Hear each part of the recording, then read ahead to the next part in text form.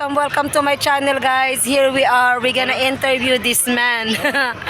Bakit mo kasi hindi nabili yung ano? Hoy! Ba't hindi mo kasi nabili yung Louis Vuitton na sapatos? Kasi bitch yung ano ba din, yung church lady doon. Ay, patay tayo. Aminin mo na kasi ang totoo. Walang hiya ka. Oh. Uy, may pera ako. O tapos, ang totoo, Show money ba? hindi show money. Hindi, ano totoo, bakit hindi mo siya nabili? Kasi sabi niya, di ba, 100 euro extra. Kasi pre-tax, di ba, dapat? Pre-tax, makasave ako ng 100 euro, kaya yun. Oo. Sayang din ang 100 euro, di ba? Kasi hindi mo dala yung passport mo, di ba? Tama. So, kaya ayaw mo magbayad ng 100 plus euro. Tama. Sayang din yun. Sayang din. Pang-inom din yun. Pang-inom din daw. Pangkain. Pangkain. Oo nga, sayang nga. Yun, guys. Normally, ginaid ko yan sa Louis Vuitton, yung loko-loko na yan. Abay, nung sinabi na ng sales lady na free tax kung dala-dala niya yung passport niya. Buwang babiyahin na yan sa Canada tomorrow eh. He's going to Canada na tomorrow. So, Hindi, Amsterdam. Amsterdam muna. I'm going to Amsterdam, Netherlands. Tapos uwi na ng Canada. Ayun nga. So yung nabili niyang sapatos, yung napili niya, yung bibilihin niya sana is nasa 12,000 kronor.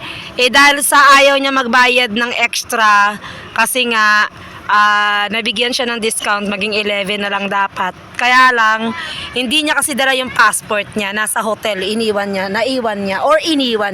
Syempre, kasi malay mo, dukutin siya dito eh. So, ayan. So, ayun ang katotohanan, guys, naiwan niya ang kanyang passport sa hotel. Kaya hindi siya nakabili ng Louis Vuitton niya.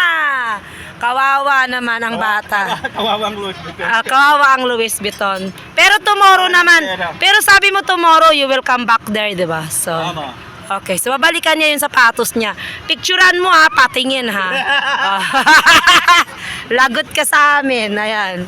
Baka naman pa-video ka lang. Ayan guys, ginaguide ko ang aking friend, yan, si Ken. He just coming here to Stockholm today and then going tomorrow, ayan. So ayan siya guys, ayan. So we're showing you Stockholm. Anong mo? Is a very good tourist guide ba?